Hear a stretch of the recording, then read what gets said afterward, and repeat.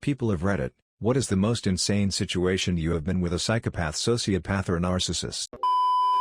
After I had to put down my dog, I made a tiny mistake at work, like really tiny, the kind my coworkers made every week. My boss told me, if you were gonna be this upset about your dog, why didn't you put it down Friday night? Who the says that? And it wasn't like it was planned. Dog got sick on Friday morning, didn't get better over the weekend. Vet taught stomach cancer based on symptoms and blood work. She was also pretty old. Had her put down on Monday so the vet could do it at home, where she was comfortable. She was a giant dog, would have gone through a lot of pain being carried in and out the car. He had the audacity to tell me he knew what I was going through because he had dogs growing up. One guy from my school been like a psychopath. We studied together and he have a diagnose, but I'd what a diagnose he had. He almost killed one dude with a bookend. He always changed school. He tried to kiss one girl when he pressed her against the wall. She's OKRN. He tried to find all informations about girls. What about my situation? He always stalked me, like all time. He tried to burn my hair when I was walking to home from school. He'd been very silent and I didn't saw him anywhere. I just start to feel like someone is behind me. Also, he always tried burn something and steal. Right now he is studying in economical school/university and I hope we never going to meet each other again. My company was building a website for a small business. We had it about 80% complete when they hired a new media manager. This guy immediately leapt on the phone, called us up and spent a few minutes yelling about how the website we were building was fucking shit and we as a company were fucking shit and that the project was cancelled. My boss immediately drove over to their office to discuss the situation with the business owner. He returned a couple of hours later with an agreement that we'd complete the site, but give them a discount on the final bill. He'd been back in the office for about 10 minutes when we got another phone call from the media manager who, with a great deal of shouting and swearing, told us that he was tearing up the agreement, and that we would now refund their deposit. Complete the website for free. Have the website completed and up and running by the following Monday. And if we didn't, he'd fucking sue us. In light of this, we decided to cut our losses. We refunded their deposit, sent them the code for the site and wished them good luck. This wasn't enough for the media manager, who proceeded to randomly phone us up and swear at us for several weeks. My narcissistic father-in-law tried to blackmail me out of my chemo fundraiser money. Sweetie and I told him to fuck himself and went NC. We later moved into a gated community when other family members in his mold got threatening. We'd had to get police help to get them out of our home. My narcissistic brother tried to have me arrested for assault when he was the one who assaulted me. My mother let the cops drag me off but refused to press charges, thank God. My ex-roommate abused me, neglect, withholding access to food, bathroom, etc., for a year because her sociopathic boyfriend told her to, and then was shocked when I kicked her out. I am really careful about who I let have access to me these days.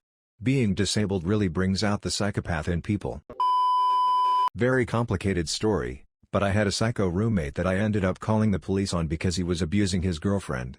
Among other things, he had imprisoned her naked in their room while he and I were playing League of Legends. No, seriously. That man smiled in my face and said he'd kill me as I was on the phone with police. He was arrested and charged with a felony, but thanks to abuse being one hell of a drug and some sketchy actions by police, his girlfriend dropped the charges.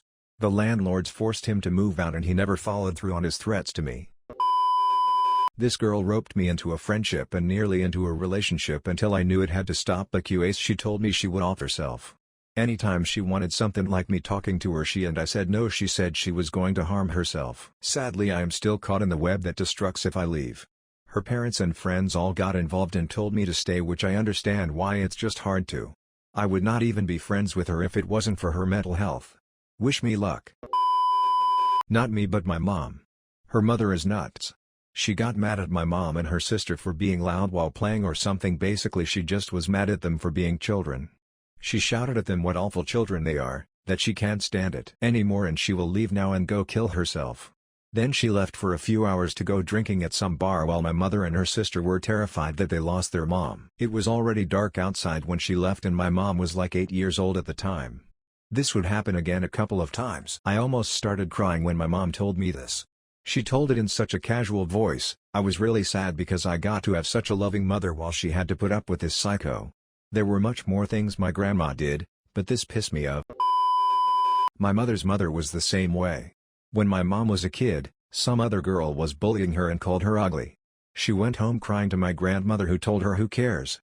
You are ugly." My parents are not perfect and did some pretty abusive stuff to me and my sisters, But honestly my extended family is like 10 times worse. Where should I start? I have encountered so many of them and for some God-given reason it is my skill to be able to read them before it's too late. I was in a relationship with a covert narcissist. As I found out he was getting his high from having power over others. Preferably women. Preferably by fooling them or even better by them taking their lives because of him. I was just able to piece things together the minute I saw his devil-looking smile when I was suffering from his treatment that did not match his words. He said I am sorry I hurt you. And he did not expect me to look at him that second. But I saw his smile of success which immediately vanished the second I looked at him and turned back into this concerned look that he always displayed. Suddenly it all made sense why he sounded so proud when he told the story about the mom of his ex accusing him of killing her daughter while she actually committed suicide. Also why I lost a tooth at night in his house or my lashes were magically cut off. One morning, he was trying to drive me insane.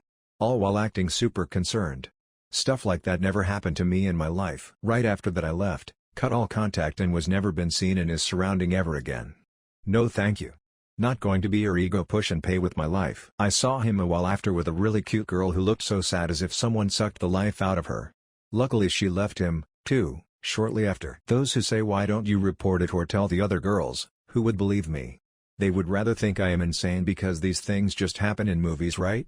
No they don't. I tried to speak to my dentist about the probability of losing a tooth in your sleep.